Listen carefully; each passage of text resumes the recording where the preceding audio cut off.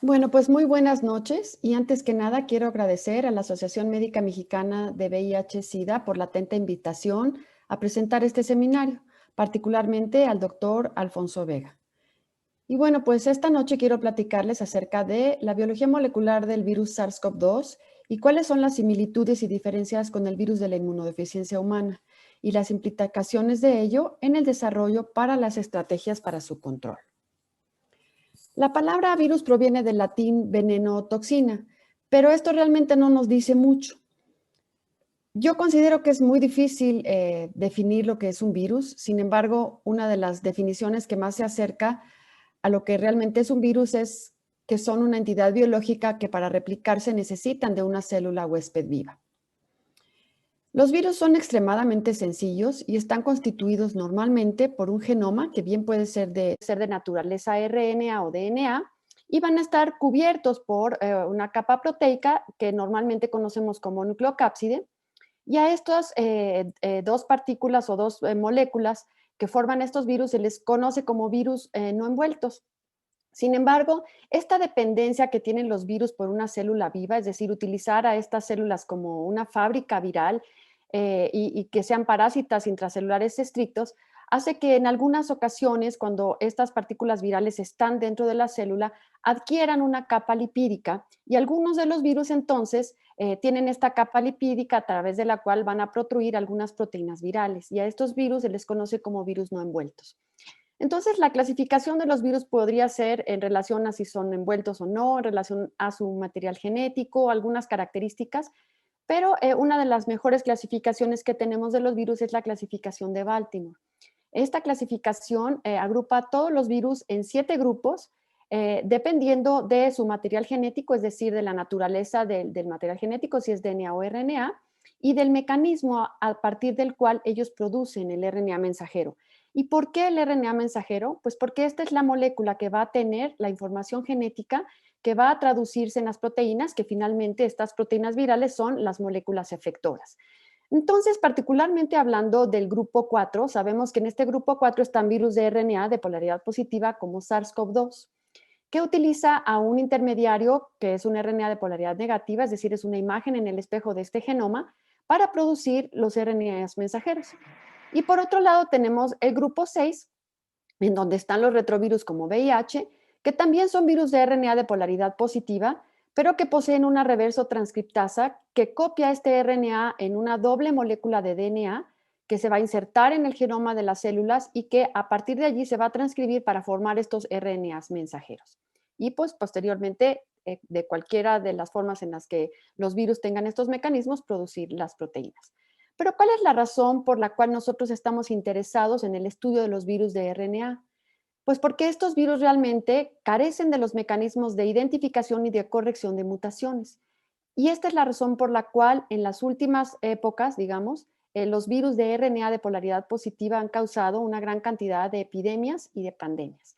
Y como ejemplos de algunos de ellos tenemos pues al VIH en 1980, el dengue, tenemos al primer SARS que causó enfermedad respiratoria grave, después tenemos a influenza H1N1, tenemos al segundo coronavirus de enfermedad respiratoria grave, que es MERS, tenemos a Zika, tenemos ébola y finalmente el SARS-CoV-2, que es el que es responsable de esta pandemia y digamos que es el sujeto de interés de esta charla. Entonces, en este año que ha sucedido desde que inició la pandemia, tenemos que han ocurrido 110 millones de casos totales, de los cuales 2.5 millones de casos desafortunadamente han fallecido, 85 millones están recuperados y 23 están en vías de recuperación. Entonces, como todos ustedes sabrán, pues esta infección por SARS-CoV-2 es una amenaza a la salud humana y es por esto que es indispensable el desarrollo de diagnósticos, continuar con el desarrollo de diagnósticos, iniciar con desarrollo de antivirales y, por supuesto, continuar con el desarrollo de vacunas. El SARS coronavirus 2 se ha considerado la sexta emergencia de salud pública de importancia internacional por la Organización Mundial de la Salud y el Comité de Taxonomía del Virus finalmente lo nombró como SARS-CoV-2 por sus siglas en inglés, síndrome respiratorio agudo severo, y causa la enfermedad conocida como COVID por sus siglas en inglés, Coronavirus Disease 19. Y es muy importante que nosotros sepamos el nombre del virus y el nombre de la enfermedad porque comúnmente se está utilizando de forma indistinta. Y esto puede crear confusiones como en algunas ocasiones se han creado al nombrar el virus VIH indistintamente con la infección producida por él que finalmente va a desencadenar el SIDA. En los coronavirus, entonces, pertenecen a la familia Coronaviridae, que deriva su nombre se debe a que cuando son vistas al microscopio electrónico de transmisión, se observa una corona que se parece a la corona que se observa en los eclipses de sol. De ahí que se llamen coronavirus. Y estos virus se sabe que circulan en una gran cantidad de vertebrados, incluyendo al humano, causando enfermedades respiratorias, gastrointestinales, en ocasiones enfermedades hepáticas e inclusive enfermedades sistémicas como lo que ocurre en gatos. Entonces, esta convivencia entre los animales que portan coronavirus con el humano trae como consecuencia entonces que haya un evento conocido como zoonosis. Normalmente los virus van a tener un rango de hospedero estrecho en el que los virus de bovinos infectan bovinos, los virus de porcinos infectan porcinos, pero el hecho de ser virus de RNA traen como consecuencia que haya mutaciones que cambian su plasticidad y sus características o su habilidad para poder infectar a otros huéspedes, de tal manera que estos virus ahora pueden tener la posibilidad de infectar al humano y a este evento es al que se lo conoce como zoonosis. Y esta zoonosis puede ocurrir de forma directa o puede ocurrir a través de una especie animal intermediaria que puede o no presentar signos y síntomas. Pues como les decía, el tipo de patógeno es muy importante para determinar si pueden o no causar zoonosis, y no solamente los virus causan zoonosis, muchos otros patógenos también las causan. Las condiciones higiénicas, se ha visto claramente que la convivencia estrecha y durante mucho tiempo con animales puede traer como consecuencia eventos zoonóticos, como sucedió en el 2009 con el virus de la influenza H1N1, culturales que se relacionan también con hábitos de alimentación, la globalización e invasión de hábitats en donde el contacto con nuevos animales, bien sea en hábitats nuevos en los que irrumpimos o bien sea trayendo a estos animales a nuestros hábitats, puede traer como consecuencia eventos zoonóticos como aparentemente ocurrió en esta pandemia. Entonces, entre los coronavirus que infectan humanos, sabemos que los 7 que infectan humanos han sido adquiridos a través de zoonosis y a través de hospederos naturales diversos o de hospederos intermediarios. 4 de ellas, que se conocen desde los años 60, causan enfermedad respiratoria leve y realmente representan más o menos como un 10% de las enfermedades respiratorias leves que se presentan en toda la población. Sin embargo, también tenemos 3 ejemplos de coronavirus que infectan a humanos y que causan una enfermedad respiratoria grave. Entre ellos está el SARS, que apareció en el 2003 y que tenía una letalidad más o menos del 10%. Este es un virus que infectó cerca de 8,000 individuos y que la letalidad fue del 10%. Afortunadamente, este virus no logró propagarse bien entre los humanos. 10 años después apareció el MERS, que es otro coronavirus que se llama MERS porque apareció en el Medio Oriente los primeros casos y que se piensa que el intermediario puede ser un dromedario. En este caso solamente han habido cerca de 2,500 casos, pero la letalidad de este virus es casi del 35%. Afortunadamente este virus tampoco se ha podido propagar bien entre la población, pero desafortunadamente todavía circula y todavía causa algunos eventos zoonóticos. Y finalmente el SARS coronavirus que causa esta pandemia, que se piensa que pudiera haber utilizado al pangolín como un animal intermedio, esto no está todavía al 100% sabido, y que a pesar de que tiene una menor letalidad que los dos anteriores, entre 2 y el 5% dependiendo de la población, se sabe que se ha propagado muy bien entre los humanos, como todos ustedes saben, y esto ha traído como consecuencia entonces que el número de fallecimientos producidos por la infección sea muy elevado. Y bueno, para no olvidarnos, también el VIH es un virus que fue adquirido por eventos de zoonosis. Para finalizar esta primera parte de la charla, quería comentarles cuáles son las cosas que aprendimos sobre SARS y que son distintas a SARS-CoV-2 y que nos explican por qué uno se pudo controlar y el otro no. Las infecciones por SARS se sabía perfecto que el reservorio eran las civetas y entonces rompiendo la cadena, sacrificando a las civetas, se pudo lograr contener la infección. Y en el caso del SARS-CoV-2 todavía no hemos logrado identificar al reservorio. Por otro lado, la mayoría de las transmisiones ocurrían en hospitales, entonces se implementaron estrategias entre el personal de salud para evitar los contagios. Y el SARS-CoV-2 sabemos perfectamente también que es una transmisión comunitaria generalizada. Y finalmente, la transmisión en aquel entonces ocurría entre 24 y 36 horas y después de que aparecían los síntomas y después ya no progresaba más la infección y no había casos asintomáticos. Entonces se pudo hacer un seguimiento efectivo de los contactos, mientras que con SARS-CoV-2 pues hay casos abundantes de asintomáticos y de personas con síntomas muy leves y esto ha traído como consecuencia entonces que sean factores muy importantes para la propagación y la transmisión. Pero ya hablando sobre el tema que nos compete esta charla, que es la biología molecular, quisiera primero comentarles acerca de las características de la partícula viral y de la organización genómica tanto de SARS como de VIH. Sabemos entonces que SARS es un virus que tiene un genoma de RNA y este genoma es casi de 30.000 nucleótidos. Esto quiere decir que entre los virus de RNA de polaridad positiva es de los que tienen un genoma más grande y está cubierto o interaccionando con una proteína de la nucleocápside y forma una ribonucleoproteína que a su vez va a estar protegida por una membrana lipídica que se adquiere del retículo endoplásmico de las células y a través de la cual protruyen diferentes proteínas, proteínas de la envoltura, proteínas de la membrana y esta es proteína de la espícula o conocida como proteína spike, que es muy interesante porque cumple algunas funciones importantes como son la interacción con el receptor, es decir, es la llave de entrada de la cerradura de la célula que va a permitir la infección por el virus y también es la proteína contra la cual se van a crear la mayor cantidad de anticuerpos, aunque todas las proteínas del virus en una infección natural pueden producir anticuerpos o pueden generar la producción de anticuerpos. En cuanto al VIH, sabemos que ambos virus son más o menos del mismo tamaño y también posee un genoma de RNA, pero la diferencia es que este es 3 veces más pequeño, es decir, son casi 10.000 nucleótidos y además el genoma está constituido por 2 moléculas idénticas de este RNA. También tiene una proteína de la nucleocápside que lo protege y también tiene una membrana lipídica que se adquiere a través de la salida de la membrana celular. Y también tiene proteínas virales como la glicoproteína GP120 que van a ser las que van a interaccionar con el receptor celular. Sin embargo, una diferencia bien importante que existe entre los dos virus es que VIH además tiene en el interior de la partícula viral varias proteínas que tienen actividades catalíticas o actividades enzimáticas como la proteasa, la transcriptasa reversa y la integrasa. Y esto no ocurre en el virus SARS-CoV-2.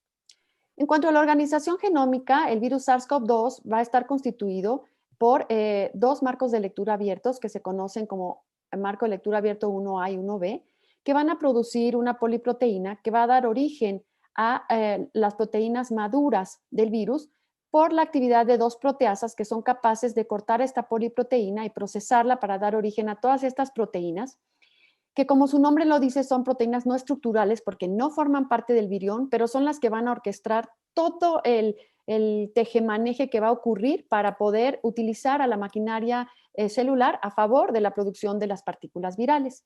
Y pues, por supuesto, tenemos también aquí a la polimerasa viral, que es una RNA polimerasa dependiente de RNA, que va a ser la que se va a encargar de sintetizar el genoma de la progenie viral. Y en las etapas tardías de la infección, también esta parte del extremo 3' del genoma va a producir, a través de la actividad de esta replicasa, varios RNAs subgenómicos que van a producir a las proteínas estructurales, que como su nombre lo dice, son las que van a formar la estructura del virión. En el caso del VIH, tenemos que VIH tiene al menos 3 marcos de lectura abiertos distintos. Se van a producir también conjuntos de proteínas o de poliproteínas que pueden procesarse por la actividad de la proteasa o que también pueden generarse por actividades dictadas en el propio genoma. Y estas proteínas de la envoltura y las proteínas estructurales son las que van a formar la estructura, pero como les decía, una cuestión importante es que muchas de estas proteínas con actividades enzimáticas van a estar dentro del virión y esto tiene mucho que ver en cómo va este virus a desarrollarse dentro de la célula y cómo van a ser sus mecanismos celulares. Ahora, hablando del genoma como tal, conocer la secuencia del genoma de estos virus nos va a permitir por ejemplo, identificar a los virus y conocer su origen, realizar el diagnóstico molecular por RT-PCR e identificar y estudiar variantes y su efecto en la población, entre otras, ¿no? Entonces, por ejemplo, el identificar al virus fue muy interesante porque en esta pandemia, interesantemente, a un mes de haberse presentado los primeros casos de neumonía atípica registrados en los hospitales, en el Instituto de Virología de Wuhan habían identificado ya el virus como un coronavirus y se contaba con el genoma o la secuencia genómica completa. Esto no tuvo precedentes y realmente pues, se debe a la gran cantidad de metodologías que tenemos ahora de biología molecular. Y pues por ponerles un ejemplo, el VIH tardó pues cerca de 3 años, ¿no? en poder identificarse como el agente causal de la infección. Entonces, por otro lado, el saber su origen es una información muy importante porque teniendo esta secuencia del virus, lo que se hizo fue compararla con las secuencias de otros coronavirus en las bases de datos. Y lo que se puede saber entonces es que este SARS se parece mucho a un coronavirus de murciélago que se llama BAT-RAT-G13 y también tiene secuencias de alta homología con los coronavirus de pangolín. Entonces, el saber el origen nos puede ayudar a conocer los reservorios, que como dije en unas diapositivas anteriores, pues es muy importante porque nos pueden ayudar inclusive al control de la infección. Por otro lado, el conocer el genoma también nos permite desarrollar metodologías diagnósticas, como sabemos la RT-PCR, y por ejemplo, cuando podemos comparar con otros coronavirus que infectan humanos, por ejemplo, y identificar regiones conservadas, podemos desarrollar metodologías de PCR que sean capaces de detectar infección por coronavirus y las regiones divergentes nos permitirán determinar cuál es el coronavirus que está causando la infección. Y finalmente, bueno, tendremos también una parte que tiene que ver el conocer a estas secuencias nos permite conocer las nuevas variantes, pero esto es la parte que quiero tocar al último de esta plática. Entonces, regresando otra vez con la biología molecular, quisiera hablarles ahora sobre el ciclo de replicación y sobre algunos puntos de control antiviral. Y quiero mostrarles primero dos ciclos de VIH y de SARS-CoV-2, digamos, de forma general, y después ir punto por punto abordando cada uno de los pasos de este ciclo de replicación. Entonces, el SARS-CoV-2 es un virus que evidentemente va a interaccionar con un receptor, que son moléculas que están sobre la superficie de la célula y que va a entrar a través de endocitosis y lo primero que va a hacer es liberar este RNA en el citoplasma de la célula. Este RNA va a ser utilizado por la maquinaria de síntesis proteica para producir las primeras proteínas virales y también va a servir como molde para sintetizar los genomas de la progenie viral. Estos tienen la capacidad de ensamblarse y de salir a través del retículo endoplásmico, adquirir esta membrana lipídica y salir hacia el exterior de las células para infectar nuevas células. En el caso, bueno, y aquí les muestro una micrografía electrónica en donde vemos a estas partículas virales en esta región del retículo endoplásmico y cómo estas adquieren la membrana, van madurando y salen ya maduras hacia el exterior celular. En el caso del ciclo de replicación del VIH, tenemos que este también va a interaccionar con un receptor que es distinto al del SARS-CoV-2 y también entra por endocitosis. Sin embargo, la liberación del RNA va a estar acompañada de la presencia de algunas proteínas con actividad enzimática como la reversotranscriptasa, que es la encargada de crear una copia de cDNA de doble cadena que va a ser integrada al genoma celular a través de la actividad de la integrasa, como todos ustedes ya deben de saber, ¿no? Y este provirus entonces va a ser el encargado de que utilizando la maquinaria de la célula, es decir, las polimerasas celulares, producir un RNA que luego sale al citoplasma y que puede ser traducido para formar proteínas virales y puede utilizar a este RNA para ensamblarse y posteriormente salir de la célula, adquirir esta membrana, membrana lipídica que es del exterior de la célula y producir estos viriones maduros que van a infectar a la célula. Entonces, aquí tengo una micrografía que la verdad me encanta de ver cómo este virus es capaz de llevarse a esta membrana de la célula al salir y cómo forma partículas virales infecciosas capaces de ir a infectar a las células aledañas. Entonces, para comenzar con la disección de este ciclo de replicación, tenemos que los primeros pasos de la replicación van a ser la unión y posteriormente la entrada de los virus. Y en este caso sabemos que el virus SARS-CoV-2 va a interaccionar con su receptor en la membrana que se conoce como la enzima convertidora de angiotensina. Estas hacer moléculas que están en la superficie celular normalmente van a tener actividades muy importantes en las células y en los tejidos. Y los virus aprovechan que están en la superficie para utilizarlas y entrar. Entonces, este sitio de unión se va a llevar a cabo entre este receptor y la proteína Spike.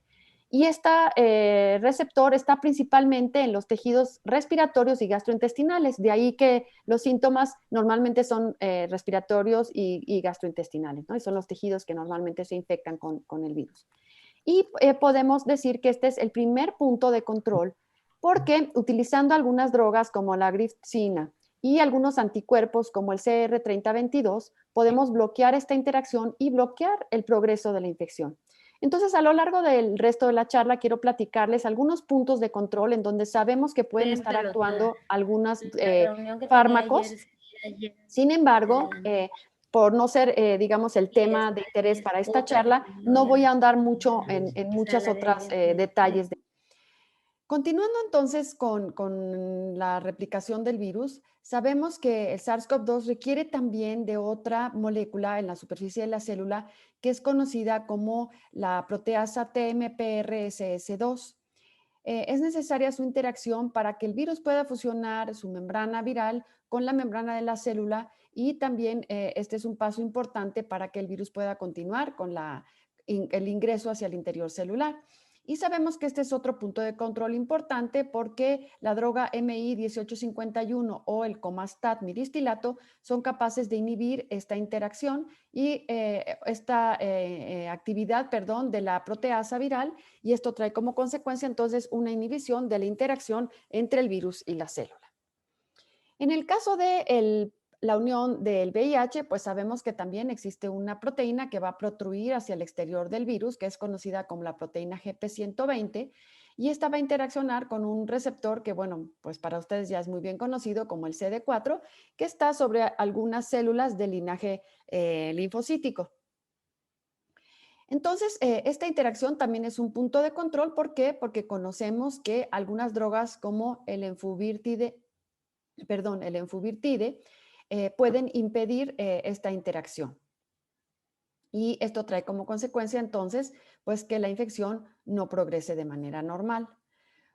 Y bueno, también sabemos que GP120 tiene la capacidad de interaccionar con una molécula o correceptor conocido como CXCR4 o CCR5, que que van a estar en diferentes células. Y también es otro punto de control debido a que la droga Maraviroc puede ser otro punto de control porque inhibe esta interacción con el correceptor.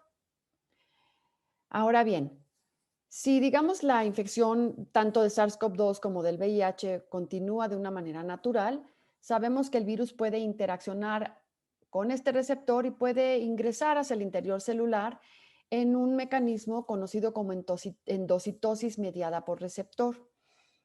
Esta endocitosis trae como consecuencia la formación de una vesícula membranosa que contiene al virus y que necesita de modificarse y de acidificar su pH para poder liberar hacia el exterior, es decir, hacia el interior de la célula o el citoplasma de la célula, a el genoma viral, en este caso al RNA de estos virus.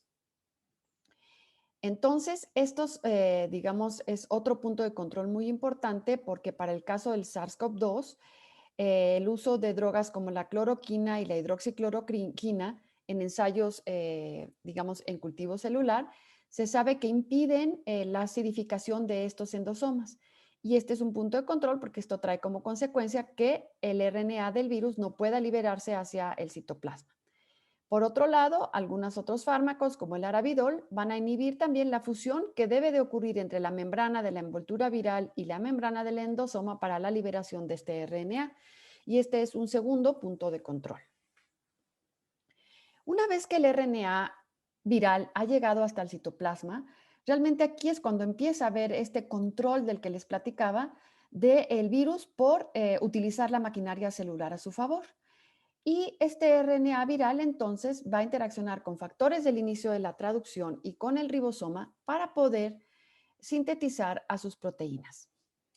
Si bien el RNA del virus SARS-CoV-2 tiene codificados en este genoma tanto las proteínas no estructurales como las proteínas estructurales, En esta primera fase del ciclo de replicación únicamente se van a sintetizar las proteínas no estructurales. Se van a codificar como una poliproteína que a través de la actividad de dos proteasas codificadas como son la proteasa tipo patpaína y la proteasa tipo 3CL, son cortadas en péptidos de menor peso molecular, de menor tamaño, que van digamos, a orquestar una serie de cambios dentro de la célula para el beneficio y la progresión de la infección. También en estas proteínas no estructurales se encuentra la replicasa viral, que se conoce también como RNA dependent RNA polymerase en inglés o polimerasa de RNA dependiente de RNA, que va a ser una molécula crucial para el copiado de este RNA en múltiples copias de RNA que van a servir como el genoma de la progenie viral. En este punto, entonces, inhibidores de proteasas como el opinavir, el ritonavir y algunos otros, como el darunavir y el disulfiram, van a ser también puntos de control. De igual manera, para esta otra proteasa, pues tenemos una serie de diversos fármacos que pueden inhibirla y que pueden entonces interrumpir la progresión del ciclo de replicación. Tenemos también, por ejemplo, para el caso del VIH, existen inhibidores de esta proteasa, como serían el atazanavir y algunos otros como el darunavir, el lopinavir y el ritonavir.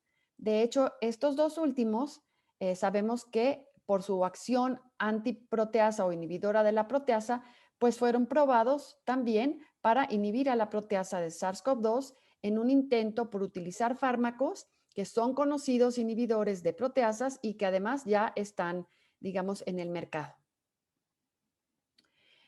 Continuando con el ciclo de replicación, posteriormente entonces a la traducción de las proteínas no estructurales, estas proteínas se van a localizar en regiones internas de la célula o regiones membranosas y van a producir una proliferación de estas membranas con varios objetivos. Uno de ellos es el de formar una especie de bolsitas membranosas conocidas como complejos de replicación-traducción, en donde el RNA va a ser compartimentalizado para continuar con esta segunda etapa, es decir, utilizar a este RNA ya no para la síntesis de proteínas, sino para ser copiado en sí mismo. En esta micrografía que les muestro del lado derecho podemos observar a través de técnicas de microscopía electrónica estas vesículas de doble membrana conocidas como complejos de replicación-traducción. Y en esta tomografía electrónica también podemos ver cómo es la naturaleza y la forma de estos complejos de replicación. Entonces, esquematizando estos complejos de replicación como esta bolsa que ahora les muestro ya un poco más grande, podemos observar cómo el RNA va a estar compartimentalizado en estas bolsitas. Estas bolsitas además lo aíslan para que este RNA no sea degradado, no active la respuesta inmune cuando el sistema de la célula observa un RNA libre en el citoplasma. Y además se van a concentrar una serie de proteínas no estructurales que lo que van a hacer es ayudar a que este RNA sea reconocido y copiado a una molécula intermediaria que es como una imagen en el espejo y que se conoce como un RNA de polaridad negativa. Este RNA a su vez va a servir para la síntesis de múltiples copias de RNAs de polaridad positiva que van a servir como el genoma de la progenie viral. Y también este RNA de polaridad negativa va a servir para la síntesis de RNAs subgenómicos que van a codificar por las proteínas estructurales. Como ven, estas proteínas estructurales se van a producir de manera tardía en este ciclo de replicación. Tanto los RNAs genómicos como los subgenómicos que van a dar origen a las proteínas estructurales van a ser copiados a través de la actividad de esta RNA polimerasa dependiente de RNA. Y este es otro sitio o punto de control importante porque algunos inhibidores de las polimerasas pueden entonces aquí cortar el ciclo de replicación. Entre ellas, pues tenemos el remdesivir y el sofosbuvir. Continuando entonces, también podemos observar que existen inhibidores de la reversotranscripción del VIH, que es también una enzima que va a servir para copiar al RNA genómico y convertirlo, digamos, o copiarlo en moléculas de DNA de doble cadena, que son las que se van a integrar en el genoma y se van a transcribir para producir los RNAs que van a salir al citoplasma y de igual manera van a producir a las proteínas.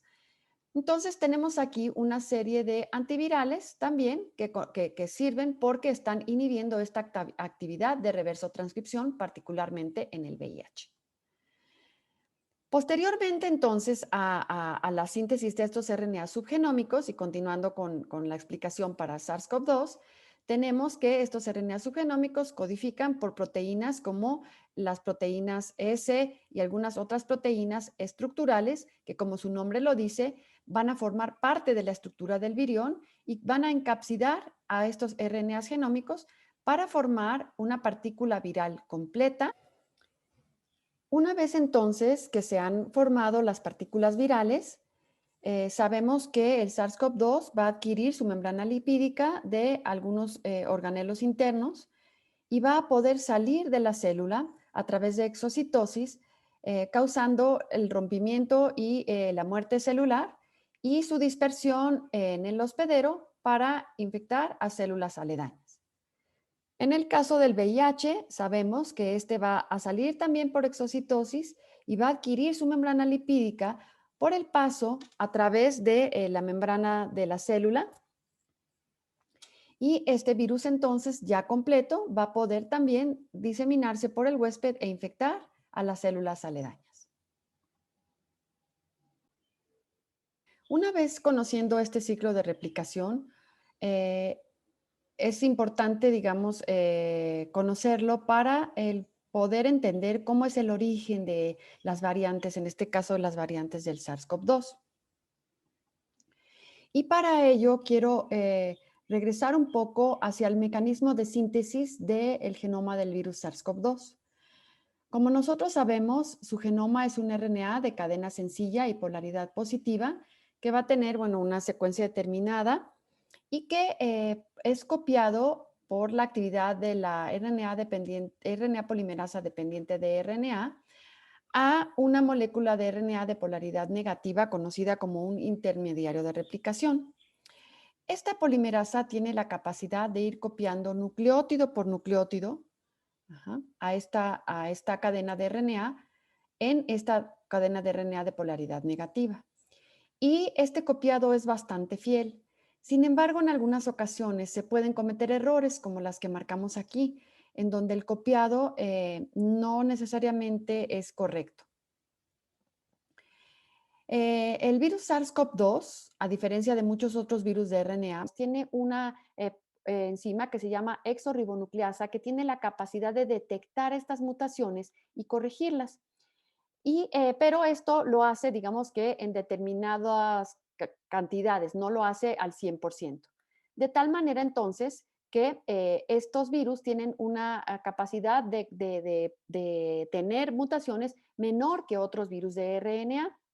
Ahora, además de estas mutaciones puntuales que pueden ser, digamos, adquiridas por una actividad de la replicasa y que no son corregidas, también pueden ocurrir de lesiones, que es la pérdida de una o varios nucleótidos. Entonces, ¿cómo es que se sabe que esta exorribonucleasa es la que está encargada de corregir los errores? Pues porque se sabe que esta no es una enzima que realmente le confiera viabilidad al virus. Entonces, cuando tenemos virus con una actividad de exorribonucleasa, digamos, funcionando muy bien, la cantidad de mutaciones no es tan grande y cuando tenemos una exorribonucleasa que no funciona o que el virus no la tiene, va a acumular 20 veces más. Entonces, aquí en esta gráfica de la derecha lo que les muestro es que un virus de SARS-CoV-2 normalmente va a acumular un número determinado de mutaciones a pesar de que la exorribonucleasa está funcionando, pero cuando esta no funciona, fíjense en la parte gris, cómo acumula muchísimas mutaciones más. Entonces, en el caso del VIH, también tenemos una polimerasa, que es la reverso transcriptasa, que lo que va a hacer también es copiar este RNA a una primera molécula de DNA y también lo va a ir haciendo nucleótido por nucleótido. Sin embargo, esta maquinaria del VIH no tiene la capacidad de corregir los errores que la propia reverso transcriptasa está cometiendo, de tal manera que estas mutaciones, al no haber una exorribonucleasa ni ninguna proteína que las corrija, pues van a producir DNAs que van a tener también una serie de mutaciones. Entonces, comparando las mutaciones que puede albergar un SARS-CoV-2 en relación al VIH, sabemos que VIH va a acumular 4 veces más mutaciones que SARS-CoV-2. Entonces, la tasa de mutación de SARS-CoV-2 se ha calculado como 1.1 por 10 a menos 3 sustituciones por sitio por año, que traduciendo esto un poco al español, quiere decir que un virus SARS-CoV-2 típico acumula de 1 a 2 mutaciones de nucleótido en su genoma por mes. Entonces, el acúmulo de las mutaciones, realmente, normalmente asociamos mutaciones con algo negativa, pero esto no es así.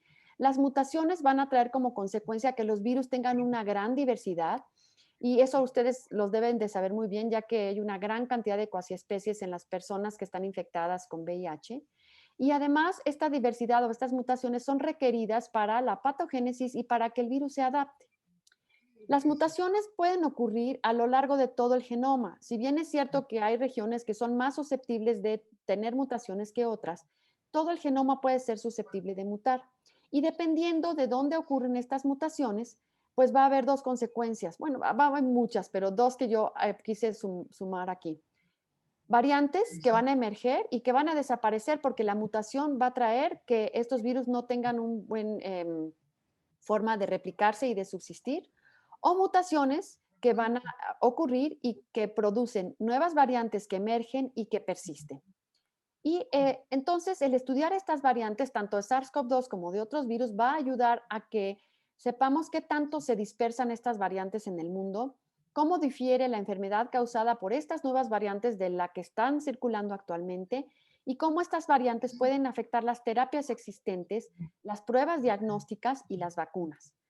Entonces, en esta tabla que sumarizo para finalizar, lo que quiero mostrarles es que de las variantes que conocemos del SARS-CoV-2, si tomamos únicamente la región de la proteína de la espícula, observamos que la primera de las variantes que se conoció fue la variante B117 del Reino Unido, que tiene varias mutaciones y entre ellas 8 en la parte de la proteína Spike, y que le confirieron una mayor transmisión y una mayor severidad de la enfermedad. Sin embargo, las personas que ya cruzaron con la enfermedad, los anticuerpos que se producen contra las variantes anteriores pueden proteger contra esta variante. Y las vacunas que se han probado, que son la de Pfizer y la de Moderna, también tienen una protección contra esta variante. De tal manera que las personas vacunadas con Pfizer y, en el Reino Unido van a tener una protección a esta nueva variante. Tenemos también una nueva variante de Sudáfrica que se conoce como B1351, que ha sido menos estudiada que esta porque además surgió después, pero que en estudios que se hicieron justamente en Sudáfrica, aunque se desconoce todavía si tiene una mayor transmisión o no, sí se sabe que evaden la respuesta inmune. ¿Por qué? Porque los individuos vacunados no tienen una respuesta tan buena contra este variante como los individuos que son, después de ser vacunados, infectados con otras variantes. Y finalmente, el virus P1, que es la variante de Brasil, no se sabe tampoco todavía si tiene una mayor transmisión, pero también se sabe que va de la respuesta inmune, es decir, los anticuerpos generados con la vacuna van a traer como consecuencia que no haya una protección total, aunque sí hay una cierta protección. Para terminar en esta última diapositiva, pues lo que quiero decirles es que la información que se genera en la investigación básica, conociendo todos estos puntos de la replicación de los virus y que se junta con lo que se puede lograr en la clínica con esta información, hace que tanto la investigación clínica como la investigación básica se conjunten para poder controlar a las enfermedades, no solamente las que nos aquejan hasta ahora, sino las que están en un futuro por venir. Y bueno, pues no me queda nada más que agradecerles nuevamente y pues muchas gracias y buenas noches. Muchas gracias por su excelente y muy didáctica presentación, doctora Gutiérrez Escolano. Tenemos 4 preguntitas que nos han llegado del chat. La primera es, bueno, la felicitan por la presentación y la pregunta es si existe evidencia de más de una variante del virus en una persona. Pues mire, Yo pensaría, no conozco los datos científicos, pero yo pensaría que sí. Cuando una persona a lo mejor está en algún lugar en donde están circulando variantes, pudiera ser que pudieran existir variantes en una misma persona, ¿no? Hablando particularmente del SARS, ¿no? Y bueno, finalmente estas variantes se generan también en los humanos, ¿no? Ok. Doctora, la segunda pregunta es, ya lo tocó sobre la charla, pero nos piden que si puede puntualizar un poquito más de cuáles son las características intrínsecas del virus que está condicionando la aparición de las mutaciones, que fue lo que estaba usted comentando al final de su charla. Ujú. Bueno, a pesar de que es un virus que tiene una exorribonucleasa que es capaz de corregir los errores, también tiene una RNA polimerasa dependiente de RNA que comete los errores. Entonces es un conjunto o un balance entre la actividad de las dos proteínas, de tal manera que los errores se van a cometer y se van a cometer en cierta, digo, con cierta frecuencia, y algunos de ellos van a ser vistos y corregidos y otros seguramente no. Pero esto, digamos que a veces uno lo asocia como decir, pues qué chafas los virus, ¿no? No tienen esta capacidad de corregir, pero son características que son propias de los virus para que puedan tener esta plasticidad. Entonces sabemos que parte de la responsabilidad de esto es tener una replicasa viral que no tiene, digamos, un sistema de edición o de corrección tan eficiente. No sé si con esto contesto la pregunta. Sí, doctora, muchas gracias. Otra pregunta que nos llegó es, ¿las características del VIH permitirían la construcción de vacunas de RNA mensajeros semejantes a las del SARS-CoV-2? Pues yo pensaría que habría que tratar, ¿no? Creo que algo muy importante es, por ejemplo, el poder identificar en los virus regiones que no sean de tan alta mutación, que sean regiones conservadas, para poder hacer vacunas universales, ¿no? Que es un poco la idea que se tiene para los virus de influenza, ¿no? Que tenemos que estar cambiando cada año porque esta capacidad que tienen los virus de cambiar, pues modifica o cambia todos estos epítopos, ¿no? Entonces yo creo que el encontrar regiones del virus que pudieran ser conservadas podría permitirnos el desarrollar pues, plataformas que tuvieran como base moléculas de RNA. Y bueno, pues yo creo que estas, digamos, plataformas se utilizaron desde hace mucho tiempo, no como vacunas, pero sí como eh, digamos, estrategias para combatir algunas cuestiones relacionadas con cáncer. Y pues ahora que se han empezado ya a utilizar, pues esperemos que sean plataformas que sean ya más desarrolladas para el control de otras enfermedades a través de la creación de virus. Dos preguntas más, doctora, aprovechando. Sí. La siguiente es, ¿en qué consiste el incremento de la patogenicidad inducida por las variantes del SARS-CoV-2? Por ejemplo, cuando no, bueno, puede, por ejemplo, haber mutaciones que hagan que la proteína Spike tenga una mejor interacción y con el receptor, por ejemplo, y que puedan facilitar más la entrada, ¿no? Por ejemplo, sabemos que el SARS-CoV-2, de ahora, también adquirió una región que no es una mutación, sino ya es la adquisición de una región grande de nucleótidos que permite que haya una fusión de esta proteasa, que haya un corte de la proteína S, perdón, y que haya una fusión entre la membrana del virus y la membrana de la célula. Entonces, todos estos pequeños cambios que ocurren pueden hacer que el virus tenga mayor facilidad para entrar. Ujú. Y, por ejemplo, la patogenicidad también se puede asociar con la evasión de la respuesta inmune, que en este caso, por ejemplo, un individuo que tuvo una infección con uno de los serotipos puede haber desarrollado anticuerpos que están dirigidos contra epítopos que cambiaron la siguiente variante.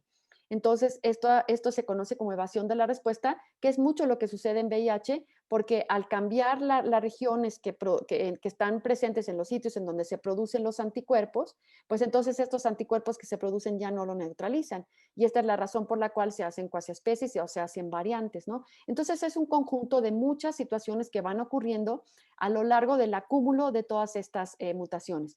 Y algo interesante es que las primeras variantes de SARS-CoV-2 no aparecieron tan rápido, ¿no? Empezaron a aparecer meses después. Y esto es porque este virus, digamos, tiene esta capacidad de corregir de cierta forma algunas de las mutaciones que adquiere durante su copiado. Una pregunta más, doctora. lo voy a tratar de aclarar porque no lo entendí muy bien, está aquí en el chat. Bueno, Pero la pregunta es, ¿por qué si se utilizan antivirales de acción directa para tratar hepatitis C, que tienen distintas mecanismos de acción, es decir, distintas inhibiciones de enzimas similares a las que tiene el SARS-CoV-2, que si ujú. usted considera que eso pudiera ser una posibilidad de tratamiento, es decir, tratar distintos bloqueos de enzimáticos? Por supuesto, miren, en una contingencia como esta, realmente de lo que se ha echado mano es de los antivirales que se conocen y que se piensa que pueden actuar contra el SARS-CoV-2, porque aunque actúan con otros virus como el de la hepatitis C, actúan sobre moléculas que son semejantes, ¿no? Y eso lo hemos visto también para VIH. Entonces yo creo que por supuesto, y yo creo que esa es la razón por la cual el remdesivir se estuvo utilizando, se ha utilizando el lopinavir y el ritonavir, porque son antivirales que ya se conocen y que de momento, al no tener un antiviral específico contra el SARS-CoV-2, pues se usaron, ¿no? Entonces yo creo que es muy importante. Ahora, los resultados que pueden tener en ensayos preclínicos pueden ser muy diferentes a los resultados que pueden tener ya en la clínica, ¿no? Y eso es algo de lo que tenemos que tener mucha conciencia. Pero yo creo que sí es muy importante que se vayan probando a la par. Otra herramienta que ahorita se está utilizando mucho y que es de gran ayuda es la bioinformática, porque lo que se hace entonces es el diseño de moléculas. Por ejemplo, el sofosbuvir también es uno de los que se están probando desde el punto de vista bioinformático y se ve que pueden bloquear la actividad de algunas proteasas e inclusive de alguna polimerasa, creo, ¿no? Entonces, echar mano de todas esas estrategias nos serviría muchísimo en lo que se desarrollan o para desarrollar antivirales específicos contra el SARS-CoV-2 y sobre todo en condiciones en las que el desarrollar un antiviral pues tarda muchísimo tiempo, ¿no? Entonces hay que echar mano de lo que hay, probarlo y si funciona, pues adelante, ¿no? Sobre todo conociendo las bases moleculares de los blancos de acción, que serían en este caso las proteínas virales, ¿no? Y pues el caso de hepatitis C es un caso fabuloso, ¿no? Porque el control de la infección pues es fabuloso, ya se está pensando inclusive en la erradicación, entonces eso es fabuloso, ¿no? Pero cada virus tiene sus mecanismos y sus pros y sus contras y no siempre todas las estrategias van a funcionar igual de bien para todos los virus, ¿no? Perfecto, doctora. Dos últimas preguntas. Nos están llegando, es real, No, es está real. muy bien. Esta que, a ver si no genera algún poquitín de controversia, ¿existe alguna protección para las personas que viven con VIH y que ya están con terapia antirretroviral para adquirir infección por SARS-CoV-2? Mire, es una pregunta muy interesante. Realmente no la podría contestar porque no conozco, em, digamos, hay pocos estudios con personas que viven con VIH y SARS, ¿no? De hecho, por ejemplo, sobre las vacunas, se ha observado que una persona que vive con VIH y que está controlada tiene el mismo pronóstico que una persona que no tiene ninguna infección viral, ¿no? Entonces, eso es una buena noticia. Y lo único que yo pensaría es en no recomendar a lo mejor vacunas que fueran con virus atenuados, ¿no? Que son virus que tienen replicación. Entonces, si hubiera alguna vacuna de SARS-CoV-2 que tuviera replicación atenuada, eso es lo que no se recomendaría, pues porque finalmente podría ser un punto de controversia por la inmunodeficiencia, ¿no? Pero en las personas que están controladas está bien. Sí nosotros pensamos en que las terapias antivirales podrían ayudar, pues tendríamos que estudiarlo. La verdad, no quisiera aventurarme a contestar porque de cualquier forma las personas que tienen estas terapias antirretrovirales, pues también cursan con infecciones, con resfriados y con otro tipo de infecciones virales. Entonces, no sabría, la verdad, contestar esta pregunta, pero es una pregunta muy interesante y creo que habría que explorarlo, ¿no? Y si el litonavir y el ritonavir funcionan o se trató de probar, pero sí se vio que no. No, estos son anti-ébola, ¿no? Pero uno que es anti-VIH, el ¿Lopinavir? remdesivir, Ah, ya. el remdesivir, pues tampoco al parecer tampoco tuvo una gran protección. Entonces sí considero que es una muy buena pregunta y me parecería que sería muy interesante estudiarlo, pero pues habría que hacer los ensayos. Ok, doctora, y la última pregunta que tenemos ¿las vacunas podrían ejercer presión sobre el SARS-CoV-2 para que genere mutaciones de manera similar a los medicamentos sobre el VIH?